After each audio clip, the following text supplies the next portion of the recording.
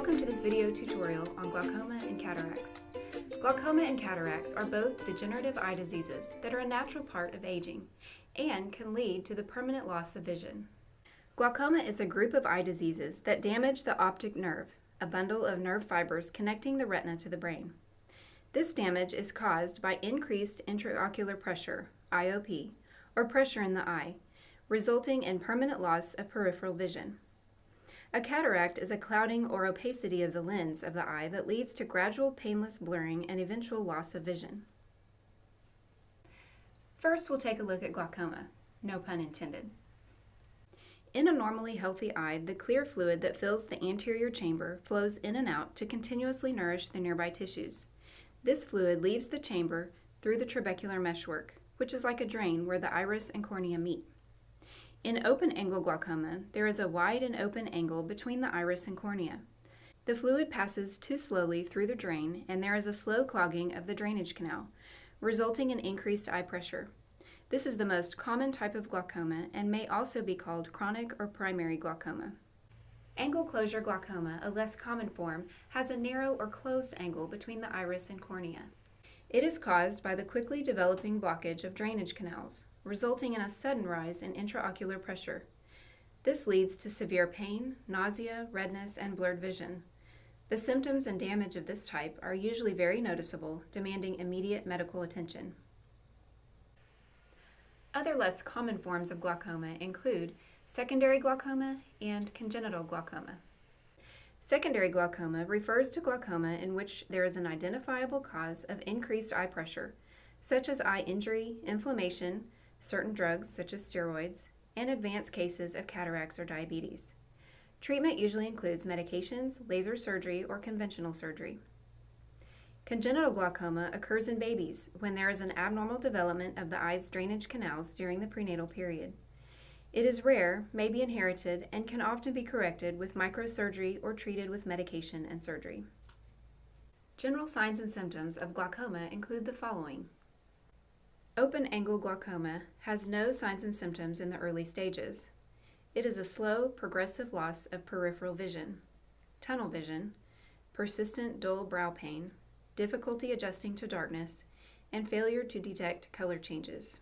Signs and symptoms of closed-angle glaucoma include severe eye pain causing nausea and vomiting, decreased and blurred vision, halos around lights, the conjunctiva are red and the cornea hazy, and permanent blindness if the intraocular pressure is too high for 24 to 48 hours. The signs and symptoms of congenital glaucoma include enlarged eyes, cloudy cornea, light sensitivity, and excessive tearing. Glaucoma is diagnosed using several painless tests in a comprehensive dilated eye exam. Tonometry measures the pressure in the eye. Ophthalmoscopy illuminates and magnifies the back of the eye. Gonioscopy uses a special mirrored magnifying lens to examine the drainage channels for proper fluid outflow. And a visual field test is used to measure any loss of peripheral vision.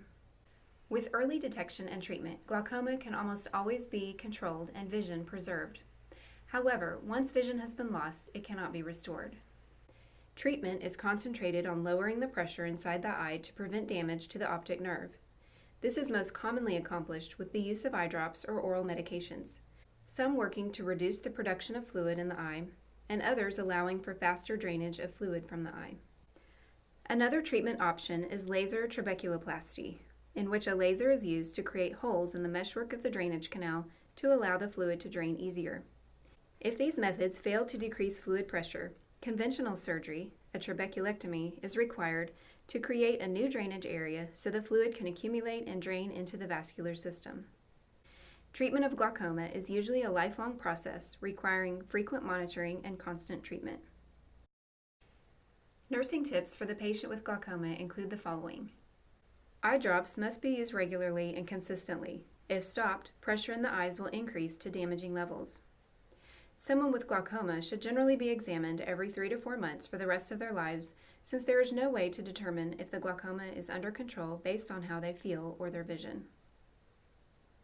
With glaucoma as the second leading cause of blindness in the United States, cataracts are the #1 leading cause of preventable blindness. A cataract is a clouding of the lens that leads to gradual, painless blurring and eventual loss of vision. Cataracts are generally classified as senile, which is associated with aging, congenital, which are present at birth, traumatic, they are associated with injury, or secondary, they occur after other eye or systemic diseases. Risk factors for cataracts include age, increasing dramatically after age 65, prolonged exposure to sunlight, high-dose radiation exposure, poorly controlled diabetes, smoking, trauma to the eye, and drug effects from corticosteroids, phenothiazines, and some chemodrugs. Signs and symptoms of cataracts include the following: gradual blurring and decrease of vision, glare at night when driving, faded colors, halos around light, cloudy white opacity behind the pupil, and sometimes vision improves when the pupil dilates at night. Cataracts are diagnosed with a direct inspection of the lens with an ophthalmoscope after pupil dilation. Surgery is the definitive treatment for cataracts, with a success rate of 90 to 95%. Cataracts are removed when the visual impairment interferes with daily activities and is done as an outpatient surgery with the use of local anesthetic. 90% of patients achieve a corrected vision near 20/20 after surgery. Phacoemulsification is the most widely used cataract surgery in the developed world, in which ultrasonic energy is used to emulsify the cataract lens. Then a new plastic lens is inserted. Another method of cataract removal is extracapsular cataract extraction, in which the lens and anterior capsule are removed and an intraocular lens is implanted behind the pupil and iris. Here are some nursing tips for a patient with cataracts. Prevent cataracts by wearing sunglasses and not smoking. Prior to cataract surgery, give structured preoperative teaching and ensure the patient has someone to transport them home. The patient will wear a protective dressing home, then an eye shield will be worn for 2 to 3 weeks at night to avoid accidental bumping or pressure during sleep. In most cases, the patient's life has been changed for the better because of improved vision. Now let's go over a brief review of glaucoma and cataracts side by side. Glaucoma is caused by a blockage of the drainage canals in the eye, which leads to increased intraocular pressure, causing damage to the optic nerve. There is a permanent loss of peripheral vision, as well as pain and halos around lights with closed-angle glaucoma. It is treated with eye drops, oral meds, laser surgery, or conventional surgery to reduce pressure in the eye. A cataract, on the other hand, is a clouding of the lens, in which vision gradually gets blurry and leads to a loss of vision. There is usually a glare or halo seen around lights. It is treated with surgical removal of the cataract lens, and a new lens is inserted into the eye. Ultimately, the progression of glaucoma can be slowed or stopped if treated early, and cataracts can easily be removed with surgery. Thank you for watching this video tutorial on glaucoma and cataracts, and don't forget to subscribe and like us on Facebook.